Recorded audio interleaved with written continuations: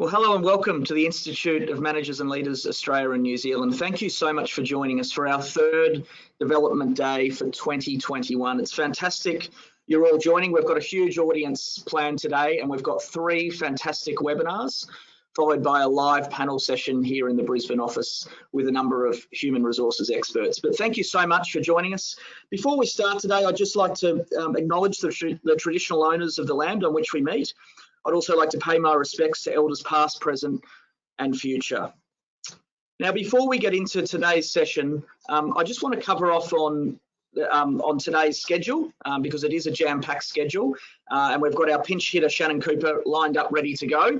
So I don't want to keep him waiting too long. But the power of positive workplace cultures. We felt that this topic was particularly pertinent given the current situation across both Australia and New Zealand. Many states, indeed many cities, are still in lockdown, and we certainly empathise with those states and those locations and the professionals who are joining us today from those locations. We believe that this topic in particular will hopefully reinvigorate your thinking around creating a positive workplace culture. It is very challenging to do that in a hybrid scenario or a virtual world where you can't read body language, you can't converse. So today's three sessions with our facilitators are really designed to hopefully reinvigorate that thinking that you've got. Now, getting culture right has obviously long been considered the workplace equivalent of the Holy Grail. We know that, you know, culture, as Peter Drucker says, culture eats strategy for breakfast. Now, I don't think Peter Drucker ever imagined that perhaps we'd be in lockdown situations, we'd be prevented from seeing our fellow employees and not being allowed into the office. So let's take culture eats strategy for breakfast and let's try and take that a step further in this environment. And how do we create that positive workplace culture in this environment? To lead off today, we've got Shannon Cooper, who's got a session titled Once Upon a Time in the Office. And I'm really looking forward to seeing what Shannon's got in store. After Shannon, we've got a 30-minute break and then we've got Jackie Perkins coming on. Let's not do business as usual. And the third session, half an hour later from Jackie, is Catch People Doing the Right Thing with Kerry-Ann Cassidy. So it's a fantastic morning schedule or afternoon schedule as well if you're in New Zealand. And certainly there's going to be a lot to talk about and a lot of questions from you, I hope. So please, throughout each of these sessions, keep the questions coming. So we'll monitor the question box. And what we'll do at the end of each session, the sort of last 15 minutes or so, we'll put each of these facilitators under the microscope with your questions and really bring those to the fore. So we're really looking forward to that. In terms of today's sessions, we've sent you through an action plan. Now, this is a revised action plan based on the advice from our facilitators and also from you, our audience. It includes actions from the facilitators that have already been embedded into there. So it's a little bit more interactive than what we usually send through, but please keep those action plans in front of you for each session and write down all of those key actions that you've learned and the takeaways that you've learned. All of the Institute of Managers and Leaders learning is about practical learning. We're not about ticking boxes here. We're actually about taking the theory that Shannon will present to you and our facilitators will present and putting it in a real practical mindset. So allowing you to take that straight back to the office and implement. And all of our learning, of course, stems from our leadership programs, our Leadership Essentials program, a 2-week virtual leadership program, our Leadership Foundations, a 12-week both virtual and face-to-face program, and Leadership Accelerate, which is a 10-week both face-to-face and virtual program. Once again, we've also taken content from our virtual workshops, and our virtual workshops are a deep dive into a core skill area in management and leadership. And you can see all of those virtual workshops on our website, and they're a fantastic way to begin that learning process and a great next step from this development day and from the topics that we talk about to take your learning further. So let's get Shannon in. As I said, we've got our pinch hitter paying off today. Not sure if that's the right terminology, Shannon, but really looking forward to Shannon's presentation on Once Upon a Time in the Office. I'm sure you all know Shannon very well. He does a huge amount for us. He's facilitator for all of our leadership programs. He does our virtual workshops, and he does regular webinars with us, such as the Development Day. Shannon's worked with big and small teams, single and multi-site businesses, helping lead big impact leadership programs. His high energy, we all know his high energy, workshops and presentations delight audiences, while his invigorating training methods help unshackle powerful ideas and foster lasting organisational change. He has achieved success from the boardroom to the shop floor and from the head office to the site shed. Please welcome Shannon Cooper with Once Upon a Time in the Office. Thank you, Sam. Thank you. Super excited to be here. Good morning, good afternoon, wherever you are today. I'm here in Melbourne, and like Sam said, we're in lockdown. So any Victorians or New South Wales folks on the line today, hopefully you're coming today from your home office, your kitchen bench, wherever it might be. But I tell you what, it's a glorious day down here in Melbourne this morning, which always puts us in a great mood, doesn't it? Really excited for today. I've got a quick question for you before we launch off. I want you to grab your mobile phone, and one of the things we've become really good at during these COVID times is QR codes. And I'm just wondering, what's your work situation look like today? What's it look like? And if you grab your mobile phone, take a picture of the QR code. And if you don't have your mobile phone, in the questions box, in the chat box, Libby is sharing a little direct link for you that you can click through to a little site called Menti. And when you click on that site, you will see a little image, and you can drop your dot for what does your workplace look like today? Where are you coming? Are you at home? Are you back in the office? Are you a little bit here? Are you a little bit there? Maybe you're working from home and doing okay. Maybe you're working from home and doing just absolutely thriving, loving it at home. Whereabouts are you coming from today? So I'll leave that up for a moment. Then I'm going to share my screen with you, and we'll have a bit of a look at what's going on. Let's have a bit of a look here. There we go. There we go. So we can see people dropping their pins online. There we go. Awesome. Awesome, awesome, awesome. We can see where folks are coming from. Beautiful. So a lot of people kind of working from home. We've got some people back in the office. We've got quite a few people, but most people looks like they're coming from home today and doing okay, which is awesome. So thank you for that, and I will share those results with you. But here's the thing, right? Irrespective of where you are coming from today, oops, there we go. We'll just get the screen sharing back there. There we go. Irrespective of where you are coming at today, oh, hang on, we've got bits and pieces going everywhere here. Hang on. Oh, there we go. I think you can see, I don't know whether you can see my slides on the screen now. There we go. Hang on, I'll just check something here. This all worked beautifully before, but isn't that always the way where it doesn't want to work now? What's going on? There we go. Oh, hang on. Oh, everything was working so nicely before, and now we've got a bit of a drama. I'm going to go to here. Oh, hang on. What's going on? I'll share my screen with you. Shannon, I think it's sharing now. I can see perfect. it. Thank you. No worries. Oh, thank you. So thank you. My apologies. I thought you were I couldn't see my slides, so thank you for that. Always a bit embarrassing when that happens. I thought it worked perfectly. So yeah, we've got a few folks coming from all over the place. Now, here's the interesting thing, right? It doesn't matter where you are working from right now, or even where your team is working from right now. Right? It doesn't matter whether you're working for a large multinational corporation, a non-for-profit, a hardcore punk band, right? Your workplace has a culture, right? And that's what today's theme is all about. That's what Sam said at the introduction, right? It's why we're all here. And culture, what is culture? And like I said, lots of definitions around culture, but I like the simple definition that culture is the way that we do things around here. Right? Culture is the kind of thing that sums all of that up and says, that's the way that we do things around here. It impacts how we collaborate, how we communicate, how and what we celebrate. It impacts how we take risks, how often we take those risks, what kinds of risks we even take, and how big those risks are.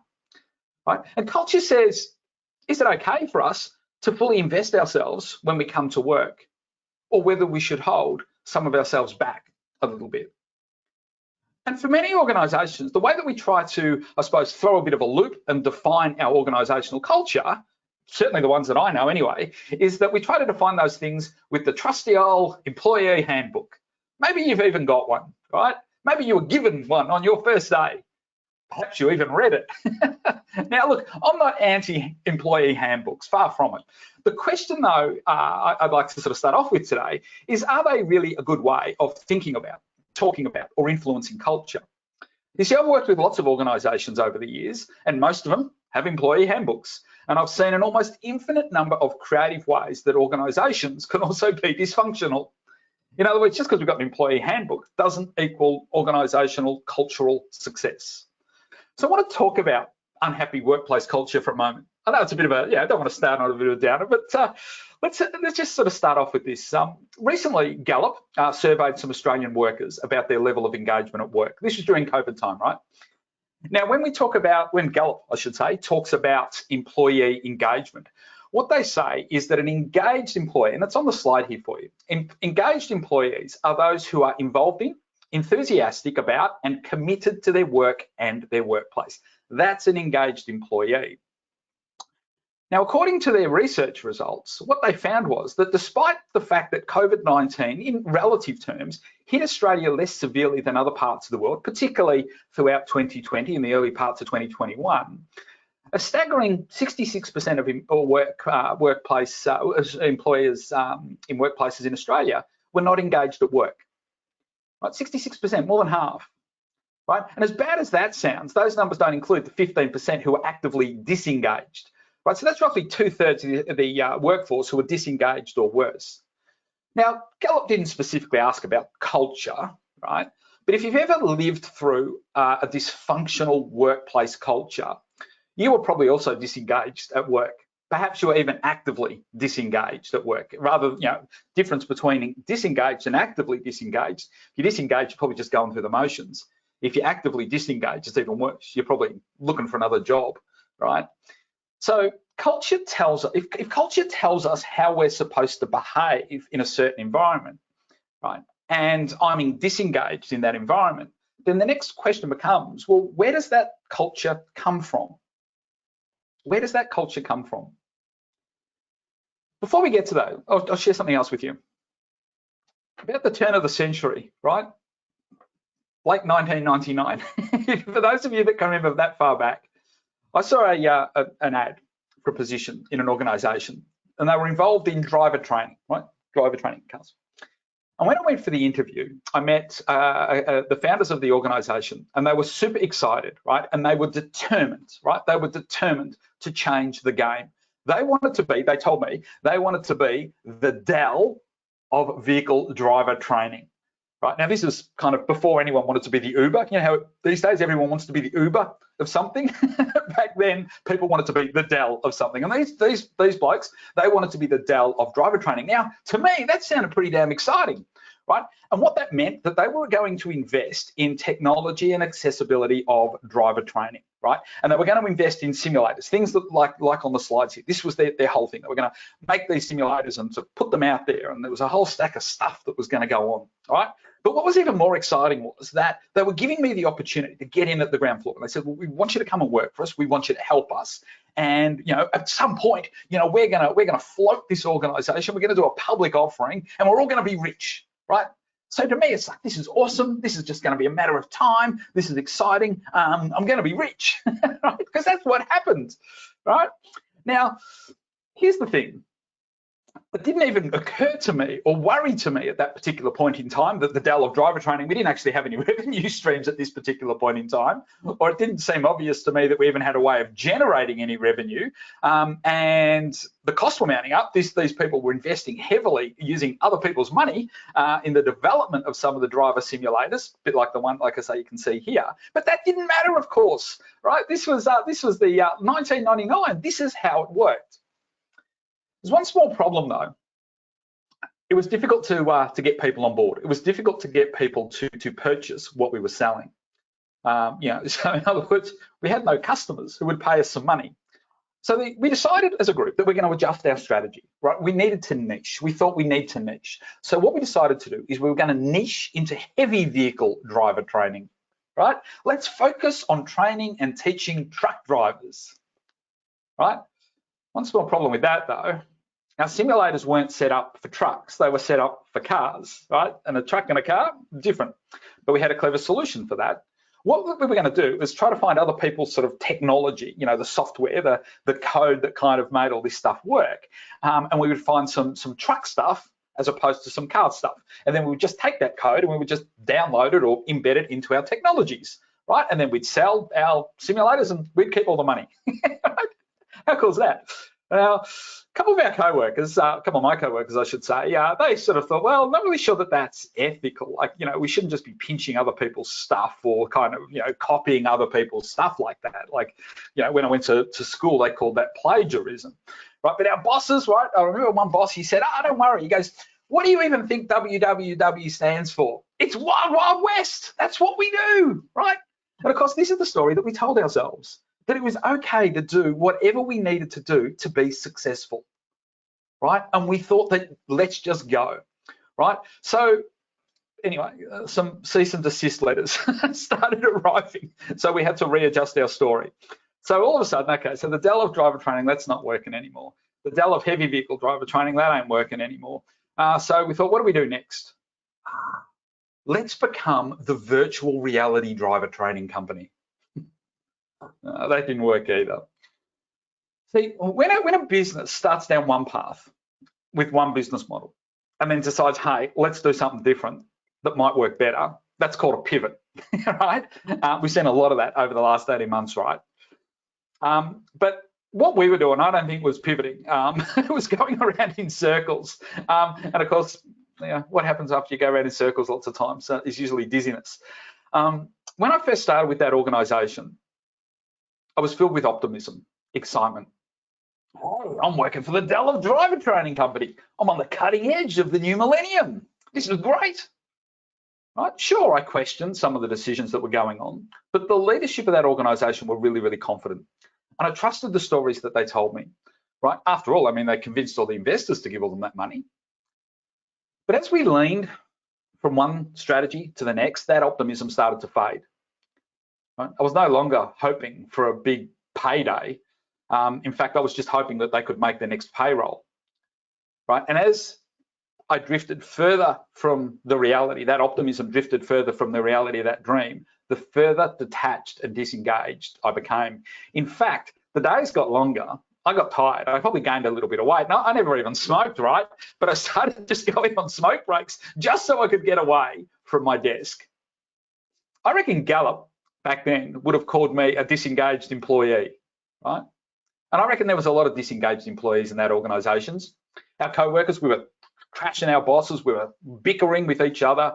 You know, we were almost like barracking, rooting for this organisation to go under.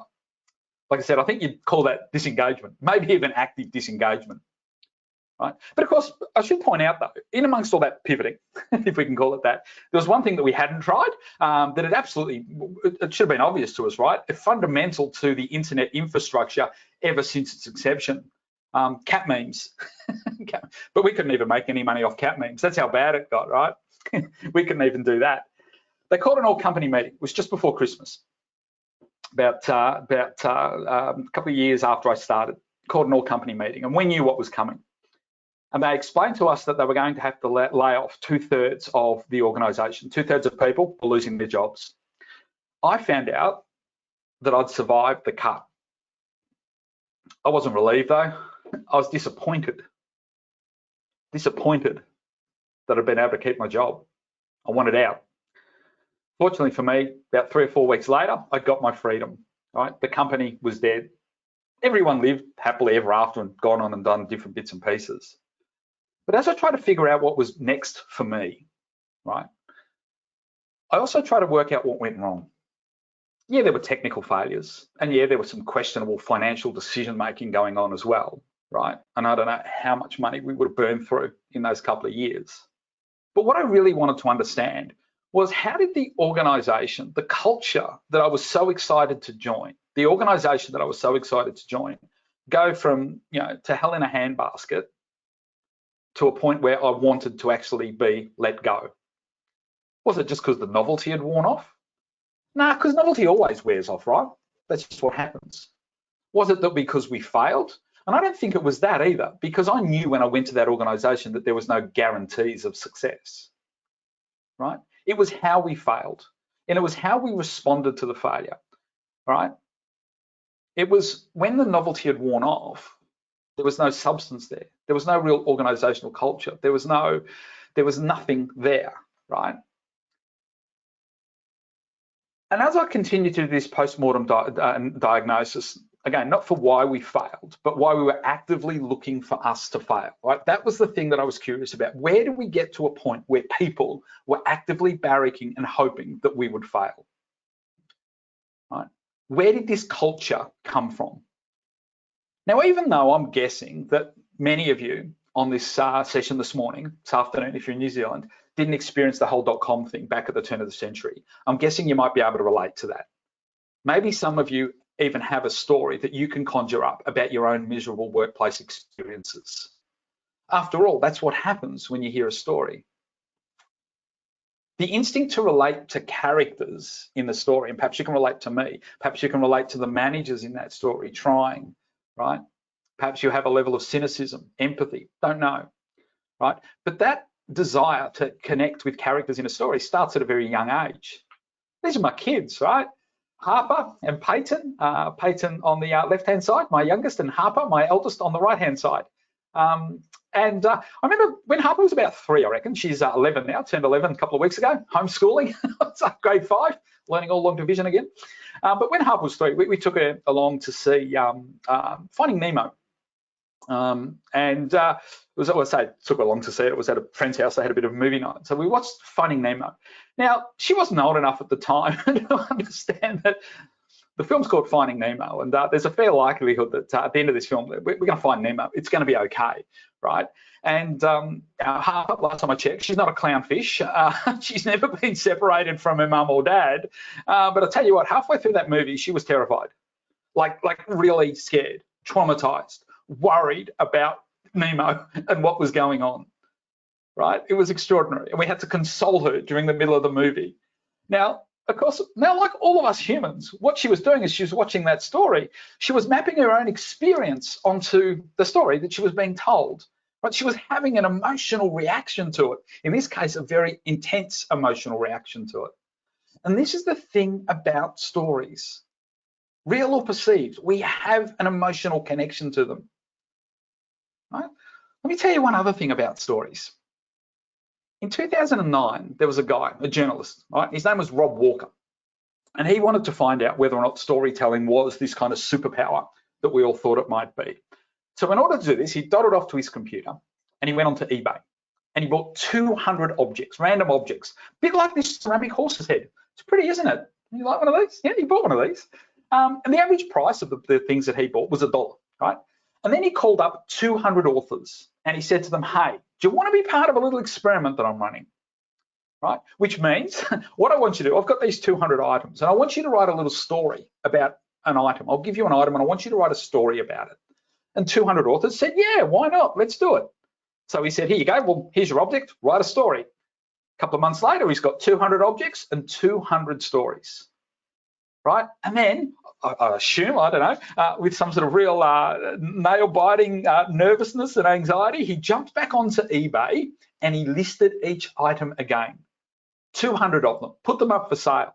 But this time, he used the stories that the authors had written in the descriptions. Would there be a difference? A change? What do you reckon? Do you think there'd be a change? How much would you pay for this horse's head? Right? So he bought this horse's head for 99 cents. When he relisted it and added the story in the description, he sold it for $62.95 American, right?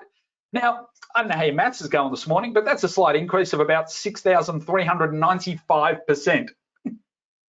Wow, right? In fact, he sold the 200 objects cost him $129 in total, right? So each one, under $1. And he ended up selling them for about $8,000. Now that's insane, right? $8,000. Why? And you can read his book here, right? It's called Significant Objects. You can check it out. It's an awesome book. Why? Why? Well, I reckon this shows the power of a good story, right? Stories are not only magnetic, but they have the power to change behavior. They have the power to change culture. They have the power to change engagement, right? They have the power to change the way that we do things around here. Right? One of the reasons why stories are sticky, or let's have a look at some of the main reasons why, I should say, of why stories stick. And I'll just go through these with you quickly. The first thing is that, look, have you noticed at the moment well, not just the moment, it's probably forever, right? Leaders love using big sounding terms, right? Buzzwords. Like I said, we've used some today: pivot, agile, competitive advantage, customer centricity, strategic alignment, right? They make it sound smart, don't they? Us leadership facilitators love them as well. Maybe you're playing buzzword bingo today, right? But what's happened, of course, is that we've all just become, as employees, and particularly employees in our organisations, we've become so used to these words, they kind of just wash over us, and they have little impact on us, right? Because these words, they're vague, they're a little bit ambiguous, right? So what we try to do when we encounter these things is we either let it go, or we try to tell ourselves a little bit of a story that helps us make sense of the ambiguous, because we're sense-making beings, right? Sense-making beings. So we tell ourselves a story. When we don't know something or something is a little bit unsure, we tell a story, right? So imagine this, for example, right? Imagine, and this happened to me, one of my clients a few weeks ago, right? I want you to imagine that you work for an organisation and you rarely see your CEO. You rarely saw your CEO when you were able to work together, full time. But particularly in the virtual or hybrid environment, you see even less of your CEO. But then one day, she shows up quite unexpectedly at one of your team meetings, Zoom meeting as it was in this case. Right? Now, you imagine you're sitting there, the CEO rocks up. Now, you probably quickly mash a story together to explain why she's here. Oh, well, it's the end of the month. She's probably here to share some results. That seems plausible. So you chill out and you focus on the meeting instead of wondering why the CEO is here. Right? So you tell yourself a story to reconcile why the CEO is here. So when we don't know, let's make up a story to allow ourselves to reconcile it. But then your line manager explains that there's going to be a pending restructure, right? You quickly reassess what you thought was behind the CEO's visit to reformulate your story. The new story now replaces the old story. And this is the thing about stories, right? I'm just getting some message saying that some folks might not be able to hear. Let me just change there. Let's see if that's a little bit better for you. There we go. So I just saw some messages there saying people can't hear. So I've just changed my microphone. So I hope that's a little bit better for you. So this is the thing about stories, right? Once we make up a story in our own mind, it becomes concrete, it becomes real, right? It helps us make sense of things, right? It helps us replace the old with the new, if you like. So stories are concrete. That's why they're so powerful. The second thing about stories is that they're memorable, of course. We remember stories. We remember the great stories. Think back to a meeting or a presentation that you've gone to recently. What do you remember about it? Right?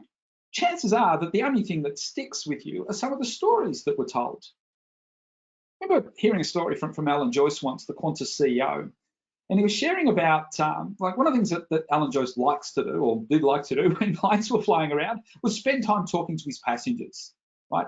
What he wants to try to do is get some raw feedback from his customers. And he was talking about customer service and the passion of the team at Qantas for customer service.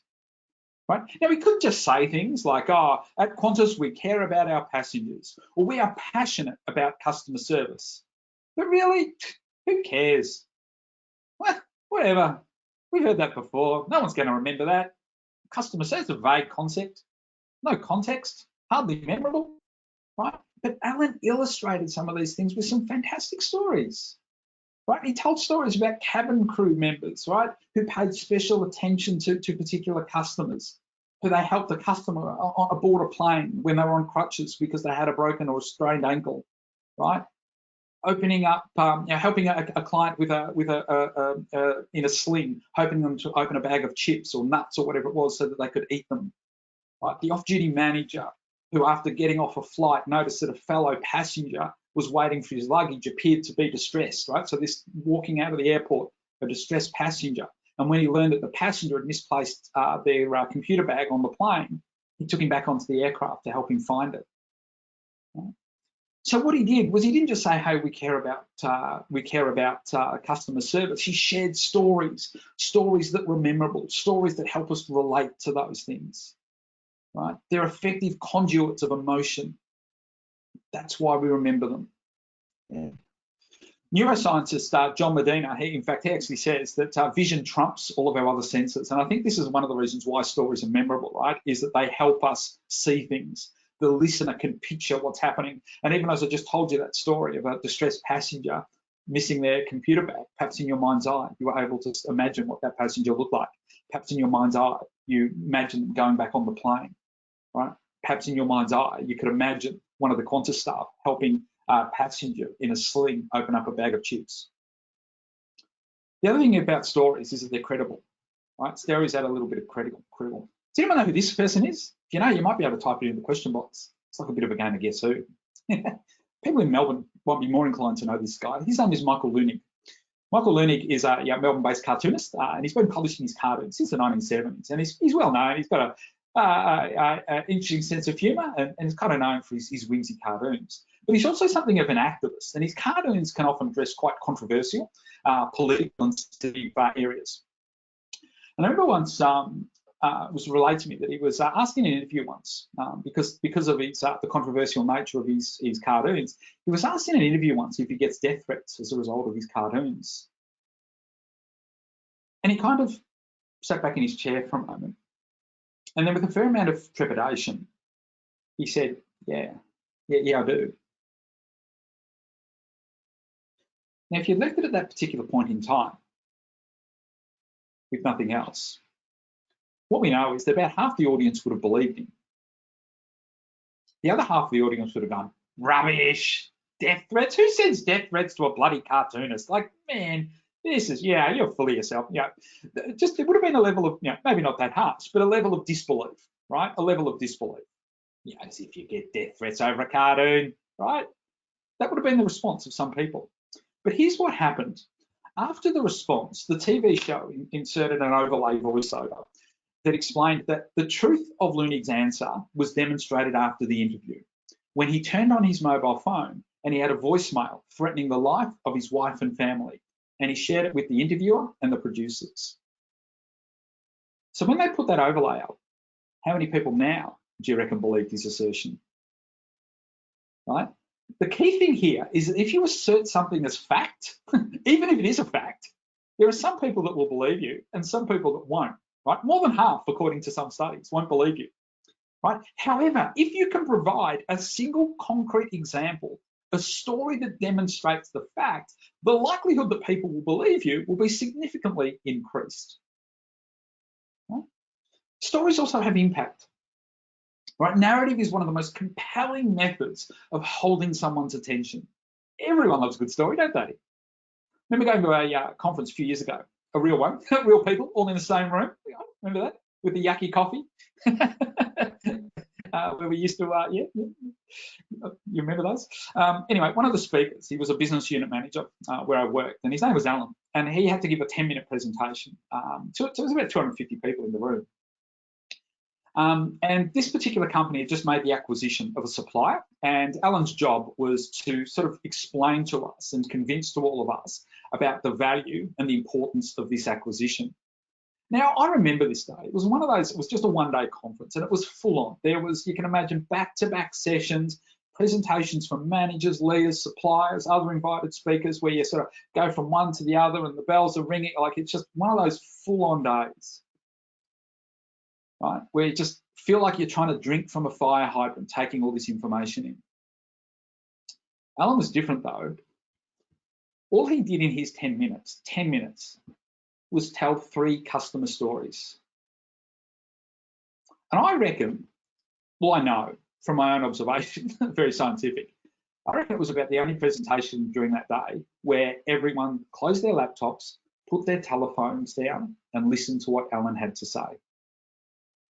And when he'd finished, right, rather than just bolting off to the next session, right, where have I got to go, have I got time for a quick coffee and a scone before I go to the next session, people actually wanted to stay and ask questions of Alan, engage in a deeper sense of dialogue. And later on that day, they had to get Alan to come back and do a bit of a Q&A session. The approach that Alan used that day, using stories rather than just jam-packed PowerPoints full of data and graphs and financial analysis and goodness only knows what else, was so different to every other speaker that day. It cut through because he did something different. He told stories, right? The impact was, and this is the impact of stories, right?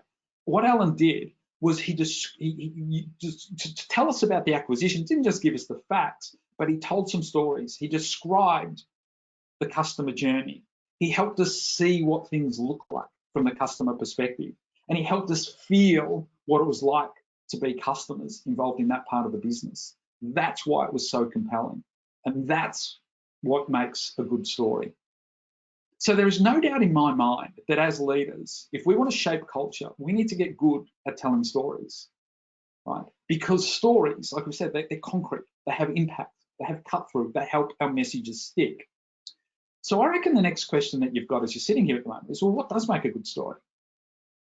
Well, Sean Callahan, the author of Putting Stories to Work, and in this book, excellent book, we've provided a link to it and a summary in the resource pack that you'll get after today. He has a really good framework for what he says constitutes a good business story, right? Because he says that you know, there's storytelling and there's business storytelling. And he said that as leaders, if we want to tell good stories, we need to know what they look like. And he says that they have a structure, right? So I'll share it with you. This is what he says. He says that stories, right? I'd say this is the other thing I should point out, and Sean points this out as well, is that this is a framework. It's not a rigid model or prescription. But what he says is that stories often start with a time marker, right? Which is why I've got the clock. So, for example, when you hear someone say, just this week or the other day, back in 1999, at the turn of the century, chances are they're probably starting a story. Sometimes a story might start with a place marker as well. You know, I was at a conference, right? I was listening to a story. I was at the boardroom, right? We were there with a customer, talking to a customer when Frank came over. So a time or a place, usually when something starts or someone is telling you about a time and a place, you're usually hearing a story, right? Because stories begin because they start somewhere, right? They're set in a particular location at a particular time. The next thing about stories is that something is happening, which is why I've got the little arrows there. Something is happening. So a story, you know, this happened and then that happened and then this happened and then that happened, right? Connected events, right? When there's a series of connected events, so there's a time and a place and a series of connected events, then you're hearing a story. The next element, which you'll see the little talking bubbles there, is that stories involve people doing things, like talking, right? Which is why I've got the image there. So if you hear someone say someone's name followed by what they did or what they said, chances are you're hearing a story. This is what Alan did. This is what Alan said. Alan Joyce was telling this story, right? You're hearing a story, right? A story is also a promise to share something, right? Share something that the audience doesn't know, which is why we've sort of got the image of the exclamation mark in the little star bubble there. Right? To qualify as a story, there must be something that's a little bit anticipated, right? It doesn't have to be a great insight, right? But the listeners should raise their eyebrows a little. It should get them thinking. It should get them reflecting a little bit, right? This is what makes your story worthy, right? And finally, it has to have a business point, right? The story has to have a business point. So if you've got a time and a place, you've got a series of interconnected events, you've got people doing something, and a little bit of something that's a little anticipated at the end, plus a business point, you've probably got a business story. Right? Really, really powerful framework that helps us tell stories and helps us spot good stories. So how can we use this framework to drive culture, to change culture? Right? Now, one of the things to change culture, right? If we want to change culture, remember this connection. It's how we do things around here, right? So this is about changing the story. It's about what I tell myself. Do I do it this way? Do I do it not that? Do we collaborate like this? Do I not? What's the story that I tell myself to make certain things okay? And sometimes when we want to drive culture or change culture, and many of you will have heard this term before, is that it's about changing hearts and minds, right? It's about changing hearts and minds. And I reckon you'd agree, based on everything that I've shared with you today, that stories can help us do that. And it helps us do it by stories are a wonderful sort of pull strategy, right? What happens is that because of if we told ourselves a story for a long period of time, we end up kind of having some confirmation bias, right? Confirmation bias, where if we've got a strong opinion or we've told ourselves enough stories or the same story for a long period of time, then even when someone gives us an alternate viewpoint, that alternate viewpoint, often we twist it just to serve the story that we're telling ourselves, right? But what we do know is that we're much more likely to accept a new viewpoint if it's communicated through a story, right? We listen and we'll consider the idea contained in that story without judgment, knowing that we're free to make up our own mind. If someone just tells us, hey, don't do this, do that, or don't think that, do this, or we don't do it like that, we do it like that, it's right? We get resistance. You've seen that before. Well, the seagull leader, this is the other thing that often happens when we try to drive culture change, right? We have a seagull leader, right? Where, consider this scenario, right? So head office decides that they want to tackle a problem. There's an issue going on, right? So we need to fix it. So they get together a crack team of experts, leaders, subject matter experts. We get them all together, give them some resources and say, right, we need you to fix that thing, solve that problem. So the team works hard, they come up with a solution, and then they present it back to the boss of the organisation. The boss says, yep, that's good, right? And then he goes on a road trip, or she goes on a road trip and tries to convince all the people about this solution to this idea. What happens? You've seen it. Resistance, right? And that's the seagull leader, right? They fly in, squawk at everyone, right? And then fly out, and it fails. People hate being told what to do. Even when the solution is a good one, people will still resist the implementation to a degree, particularly if it's just pushed on them, right? And the other one is our own stories. Like I said, we're connected to our own stories, right? So because of this confirmation bias, seagull leader, and our own stories, it's actually hard to change people's hearts and minds. But in his book, Sean offers a really good strategy that kind of flips this around a little bit, that says that rather than trying to change people's minds, what we should be trying to do is focus on providing them with persuasive arguments to convince people to change of their own volition, right? So what we want to try to do is use stories. We want to use stories to get people to engage them in the conversation rather than just tell them that this is what they need to do, right? So here's the framework that Sean shares in terms of how we can do this. And this is a really nice little framework as well. And it works like this, right? So what we want to talk about, we need to make clear to our people, particularly at the moment where there's a lot of change going on, right? We're asking people to do things differently. There's culture change going on. We're talking differently. We're communicating differently. We're collaborating differently. We're onboarding people differently. Right? We're relating differently. Perhaps even your whole business has changed. There's culture change going on right now. The way people do things in your organisation is different. Right? And you are making, as leaders, no doubt you are making decisions about certain things. So what we want to be able to do, if that decision changes the way that we do things around here, help people understand it, right? Make it clear that the decision has been made, that what is happening now, articulate what is happening now or what will be happening soon, right? This is the decision that we make. This is what we're going to be doing. But then let's go back a little bit, right? What we want to do then is say, well, actually, let's acknowledge the past, work backwards, list all of the things that have happened in the recent past that explain the rationale behind the decision. Right? So yeah, we've made a decision, but what we want to do is say, well, here's what's happened, right? And then we want to jot down these major events to put the decision into the context. And then finally, I'll put this up and then I'll talk through it in detail. And then we describe the future. Find some examples of the future that you're aiming for, real life stories that help people understand what success looks like. Right? It helps people see what the future will look like when we create the new culture or embed the new processes and systems. So by using this structure here, like I say, this is from Sean's excellent book, you can convert your cultural and strategic decisions into stories, compelling stories, Stories that pull people into the conversation rather than push the decision on them. Right? They're powerful, right? People can picture them, remember them, retell them, right? So it's like, here's in the past, this is what happened. This is the way that we used to do things and it worked. But then something happened, right? There was a change, a shift, right? Something happened and there's a lot going on at the moment causing a lot of organisations. So explain that rationale, right? And as a result of that, this is the decision that's been made. Or as a result of that, this is how we need to do things now. Or as a result of that, this is what's happening. And in the future, this is what it's going to look like. It's a really compelling framework. And it is a framework, right? It's not a script or it's not a prescription. It's a framework to get you thinking about how you might convey this stuff using a powerful storytelling moment. Now, of course, the other key thing about this is that once you start to tell those stories, we often hear about embedding culture, right? No doubt you'll have some success along the way. You'll have some wonderful things that happen that you'll want to share with people. You want to celebrate, right? And create evidence of this is the way that we do things around here now, right?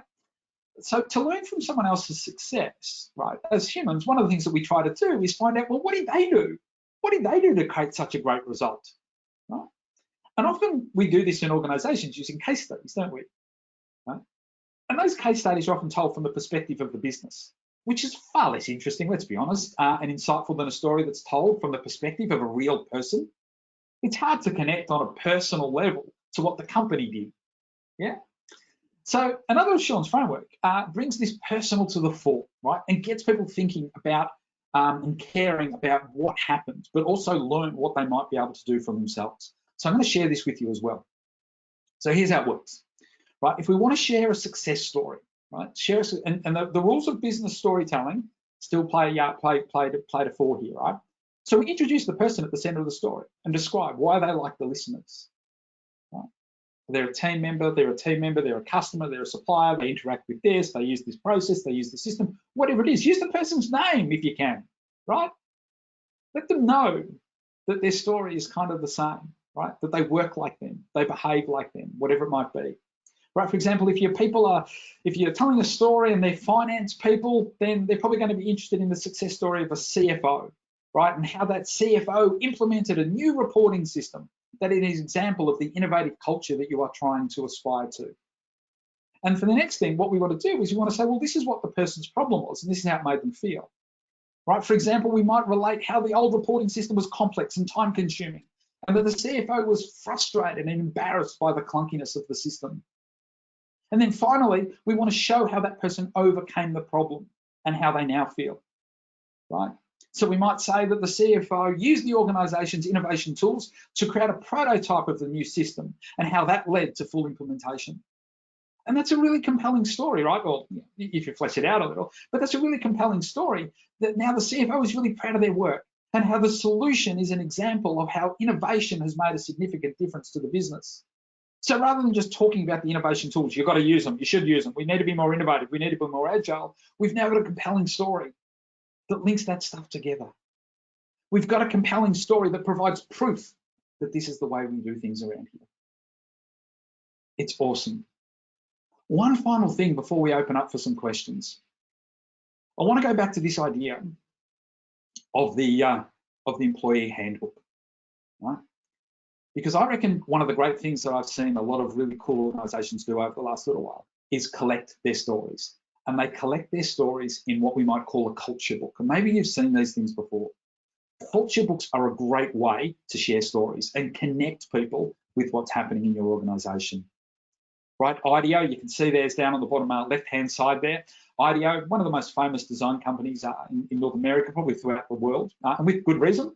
And they've got this thing called a little book of IDEO. And it spells out not just the important values of the organization, but it spells them out using stories, real proof. Right, you can download it from the web. You can go and download it. Right? Valve, you can see there's in the middle. Now, Valve is a gaming company, right? Valve, it's funny name, but they're a gaming company. And they've also got a handbook, right, that was created by the staff. It's really cool. Like, it's full of fantastic stories and illustrations, jokes, anecdotes, right? It tells stories. You can download that one as well, right? It's a great example of how handbooks are being created by people using their stories and how employee handbooks don't have to be boring, right? Another example, Zappos. Every year, Zappos creates a culture book. right, that is written by its people, updated every year, and it collects people's stories about how people feel about the company. And of course, you can download that as well, right? And of course, perhaps one of the most famous ones that you've heard of is Netflix's culture document, right? Now, these books, the elephant in the room here is these books only really work, right, when people actually use them and know what they say, right? And that's the challenge with employee handbooks, is often they're written by HR departments, right, not by the employees themselves, and they're devoid of the type of emotion that stories create. Right. Now, Valve, our values, we often put our values, into our culture book, and it's often accompanied by rules, policies, legal disclaimers, hyperlinks to this procedure and that procedure, right? Is it any wonder then that those handbooks, right, buried deep in file systems and stuffed in drawers somewhere, have no real affinity with the people that they're supposed to connect with, right? And is it any wonder that sometimes that can lead to a little bit of disengagement because it leads to that ambiguity, not really sure what we stand for here, or the story that I'm telling myself is different to what's actually going on, right? The real culture is communicated through the stories that people are telling themselves. So a really quick summary, and then I've got a little activity and we'll open up for some questions as well, right? Culture, you'll hear a lot about culture today. And what are the definitions? Lots of definitions. Culture is often thought of as the way that we do things around here. And there's a lot of people at the moment working in environments where they're confused about the way that we do things around here. That is leading to levels of disengagement. And the contention of this morning's presentation is to get you thinking that stories are a great way of trying to drive levels of engagement. Right? Stories are a great because they're concrete, they're memorable, they're credible, and that they have input. And we can use some simple frameworks, as offered by Sean Callahan, to think about what a business story looks like. And we can start to dig a little bit deeper into some discrete patterns and frameworks to help us tell better culture stories. Here's some action steps for you. Some stuff to think about, right? Like Sam said, we're all about action here at the Institute of Managers and Leaders. So I'd love you to make a list. Make a list. Think about the places you could go inside and outside your organisation to find stories that you could tell. Where can you find some stories? Who's got great stories to tell in your organisation? Reflect on a culture shift that you're looking to make and use the framework to craft a story. Test it, share it, practice it in front of the mirror with your kids, with your colleagues, and share it. Get out there and give it a crack, right? And use the success story framework to tell stories about culture change successes, right? And consider turning these stories into a culture book. This is not hard, folks. This is easy, and it can make a considerable difference to how you view culture, how you drive culture, and how you embed culture. By themselves, stories might just give us a warm, fuzzy feeling, but after a while, they start to add up. They start to change the shape of an organisation. They can raise expectations and they can redefine what's possible. They give people permission to be human at work and to make their own mark in the organisation.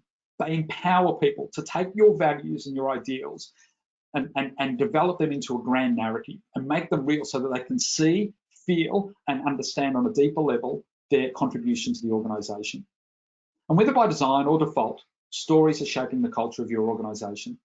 And whether by design or default, what you need to understand is that each and every one of you here today is a storyteller. And I reckon that's a responsibility, particularly right now, that we should all take pretty seriously. Thank you. Thank you. So Sam, I'll go back to you. We'll open up some questions. And just as we got some questions, I would love it if you wouldn't mind. Again, you all mastered the QR code a little bit earlier on, but if you could do the same again, Libby will put the code into the questions box. But I'd love to hear what's a word or two that come to mind after today's session. So you can do that. We'll create a bit of a word cloud and we'll share that with you after today's session. Thank you very much, Shannon. A great story on the power of telling stories to create a powerful and positive workplace culture. That was fantastic.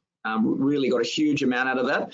Now, before we get a mountain of questions on it, the resources will be sent this afternoon along with the recording of today's webinar and all the resources Shannon mentioned throughout, and also links back to our virtual workshops that are associated with today's content. So Fantastic, Shannon. I just thought I'd mention that from the outset, but let's get to all these questions because there are a lot and we've got a short time. So let's just start with one from Lisa. Do stories of where things have not gone well work positively to change actions and behaviours?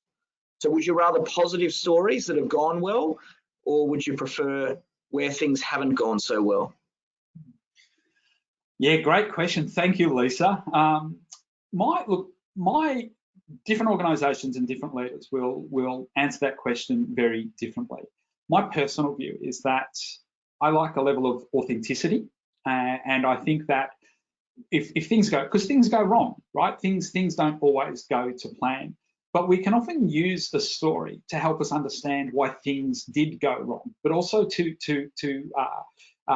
drive a reflection on what we might need to do differently, or what's the different decision that we might need to make, or how do we move forward from that, or how can we learn from that? You know, whenever, you know, we often think when something goes wrong, there's usually a lesson there of some sort. You know, there's an opportunity to develop a different approach, a new approach, you know, enhance the growth mindset, develop a sense of resiliency, etc. So I think, you know, we can tell a story. Look, this is what happened, yet this is what we've learned from it, right? So I think that you know, every cloud has a silver lining, and I think that, yeah, we shouldn't shy away from telling those stories, but ask yourself, what's the lesson, and how do we intertwine that into the story as well? Thanks, Shannon. Next question: are culture books effectively a representation of the idealised version of the culture? A culture book's virtually effectively a representation of the idealised version of the culture. So essentially, is it told from engaged employees predominantly, or, you know, how do you include the disengaged? Yeah, it's a good question. Yeah, is it kind of like a, yeah, it's just from the folks who are drinking the Kool-Aid? Yeah. Look, again, that depends. And I've recently worked with a client. We're putting together their culture, and we're very conscious of that, because there is a tendency, if you're not aware of, you know, who are the disengaged people, or who are the people with a counter view, or who are the people with a slightly different story to tell, or who are the people who have stories that they're not telling. You have to have a level of awareness and making sure that you're reaching out to those people and creating a safe environment for them to tell their stories as well. Otherwise, yeah, what happens is it just becomes a book of wonderful stories, which is great, and hopefully they're true, but is it really a balanced view of the organisation? So there is an element of that as well. But also too, we can use those positive stories sometimes to get those that might have less than great stories, who might be a little bit disengaged, to actually get them thinking a little bit more deeply about their connection to the organisation as well. So it's not about trying to, again, overcome that level of resistance or anything like that. It's just about acknowledging the breadth of stories and the diversity of stories, reaching out to make sure that we're collecting those and telling those, but also thinking about how we're using those positive stories to, again, maybe replace some of those stories that aren't particularly helpful. Thanks, Shannon. A couple of positive comments here. Love the content from Dave Smith. We can use this in our teams to drive local change. So that means we've done our job this morning, Shannon, if we've done that. Well done, Shannon, from your fellow facilitator, Jackie Perkins, who's up next. Here's one from Christy Lee, and I know Christy Lee's name from, she is currently doing our foundations program. So Christy Lee, do you have any tips for shifting people from engaged or actively disengaged to engaged and on fire for their work? Is it just about, I think it's coming back to a little bit about how stories, will stories really change actively disengaged people? And let's look at your example earlier, Shannon, in the webinar. Yeah. If your CEO or manager told better stories, would you have stayed in your virtual car business? Look, they can play a big part. I don't think that it's not all about the stories, and they're not the silver bullet, but they play a big part, because the story that we started to tell ourselves was that, and who knows, like 2020 hindsight's a fascinating thing, but the story that we started to tell ourselves in that organisation is that we are flogging a dead horse here, right? That we are powering towards the cliff here at a rapid rate of knots, and that led to disengagement. And the reality was that that was the story that we were telling ourselves each and every day. and there was no counter story. There was nothing there, not to challenge that, right? Now, that doesn't mean that the CEO should have come out and given us some more fibs and lies and, of being conceited in that approach. But because there was nothing there that countered that got us thinking differently, that got us, thinking about what we could do, we felt powerless, we felt, like we'd been taken for a ride, et cetera, et cetera, et cetera. So what happened was that those negative stories started to compound themselves. And I often reflect back and go, yeah, if the CEO had perhaps told some better stories, maybe, real stories, doesn't have to make everything sunshine, unicorns and rainbows, but helped us reflect on what we hadn't done and engage us in stories about what we could do, perhaps the result may have been different. Again, there's a whole host of things that often go wrong in that moment, but I actually think about that level of disengagement and look at the destruction or the role that our stories told us in, because we were disengaged, so the organisation became completely, dysfunctional. A simple way of kind of succincting that is that I think that organisation's failure was accelerated because of the culture. Thanks, Shannon. Thank you, Shannon. Great answer. We've got time for one question. I know we're right on our time limit. Any quick suggestions? This is from Ruth. Any quick suggestions on a simple process for gathering stories from staff for an annual culture book? Yep. So Ruth, really quick answer. One of the things that I think is a great way to do it is if you've got some organisational values, most organisations do, talk to them about where people have, what that looks like to them. Ask them, what does that look like to you? Where have you seen that demonstrated? So for example, if innovation is one, you could ask them, where have you seen a great example of innovation? Where have you been involved in innovation? Right? If customer service is one of your values, for example, then talk to people, where have you seen some great examples of customer service? So that's a really quick way to develop that storytelling culture.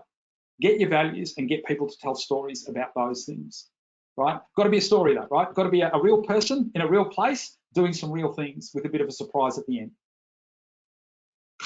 Well, thank you so much, Shannon Cooper, for coming on this morning and telling us some stories. It's been a fantastic presentation. The feedback is absolutely amazing. You maxed out the GoToWebinar platform with a number of people joining this morning. Thank you so much for telling us the stories, and we look forward to seeing you soon at many of IML's leadership programs, virtual workshops and other webinars. I know our members love you, and our leadership programs are indebted to you because you're a fantastic facilitator. So thank you so much, Shannon, for this morning. We do look forward to Jackie Perkins in half an hour's time on Let's Not Do Business as Usual. And then, of course, Kerry Ann Cassidy half an hour later on Catch People Doing the Right Thing. We've got a fantastic lineup. Really looking forward to it. Thank you again, Shannon, and we'll see you all in half an hour. Thank you. All right. Thank you, Sam. Thank you, folks. Have a wonderful day. Thank you.